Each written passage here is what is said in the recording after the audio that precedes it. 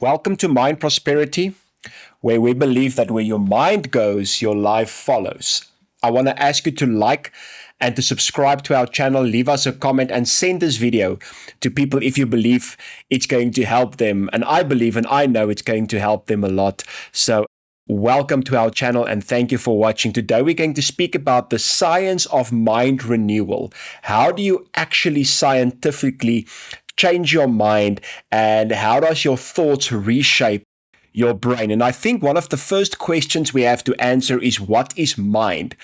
And a lot of times people make the mistake to think that the mind and the brain is the same thing. You will also see a lot of times when they have pictures or images of mind, they show the brain. And it's not like it's totally inaccurate, because the mind does influence the brain.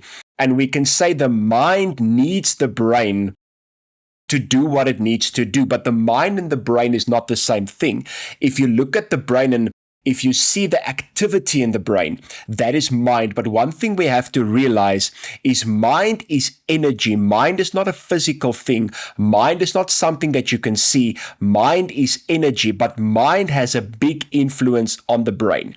So what is mind? Mind is the way that you uniquely think, feel, and choose. And we can then also add act. But acting comes out of the brain. The brain sends signals to the body acts on the signals, but those signals comes from the mind. And the mind is the way that you think, the way you feel, and the way you choose, the way you make decisions, which eventually influences your life and eventually influences your brain and influences your body. This is why we believe that where the mind goes, the life follows. And neuroplasticity, just to say this, we're going to speak about neuroplasticity today. Neuroplasticity is the ability of the brain to change and to adapt throughout your life. Now, there's not an age where the brain stops or where neuroplasticity stops. Neuroplasticity can happen for the rest of your life. So Peter Walker said, neuroplasticity means that the brain can grow and change throughout your life. Old destructive neural pathways can be diminished and new healthier ones can replace them. So you can change the way the neurons in your brain fires and wires together. That's what Hepp's law says by Donald Hepp. It says neurons that fires together, wires together, and that is based on your mind. So your mind is not the brain, but the mind uses the brain, and the brain responds to the mind, meaning the brain responds and is shaped by the way that you think, by the way that you feel, and by the way that you choose. So as you are building new thoughts, as these new neurons are changing, this is what neuroplasticity means. And the good news is this means you're not stuck. You're not stuck in your addiction. You're not stuck in the way that you think. You're not stuck in the way that you act. You're not stuck in the way that you perform.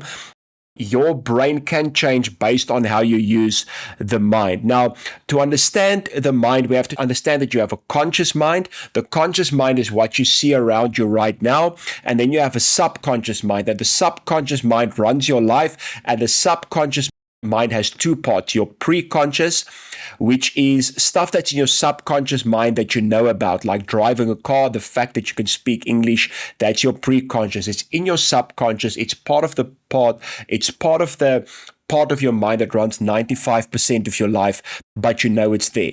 Then you have the non-conscious. The non-conscious is the part that is there, but you don't know it's there.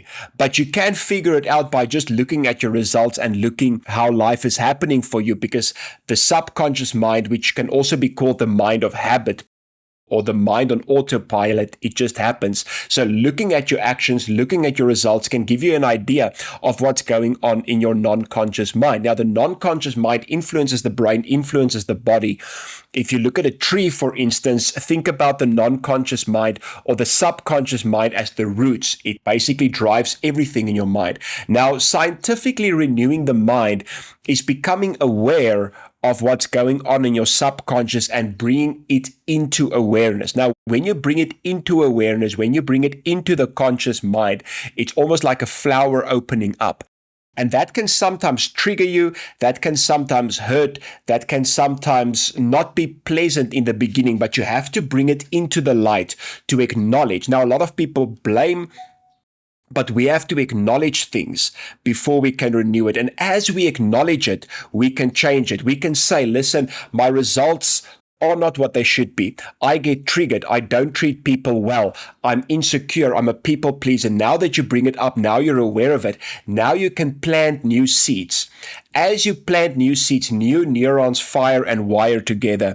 And as new neurons fire and wire together, the way you think changes, the way you feel changes, and then the way you make decisions change, which will eventually lead to you acting differently, and your life will be different. Norman Dwight said, thoughts change structure. I saw people rewire their brains with their thoughts to cure previously incurable obsessions and trauma. Now, a lot of times we act out of our trauma. A lot of times we act out of our past hurts, because this past trauma and the past hurts get stuck in the non-conscious mind. It drives a big part of our lives. But if we can acknowledge it, if we can bring it to consciousness, if we can bring it to light, if we can admit that they are there, we can rewire our brain, we can rewire the structuring, we can change our mindset, which will eventually change our lives. And this is what I teach in my courses. This is what I explain in my courses. When I train, when I teach at companies, how do you scientifically and practically rewire and renew your mindset so that your life can change? Thank you for watching.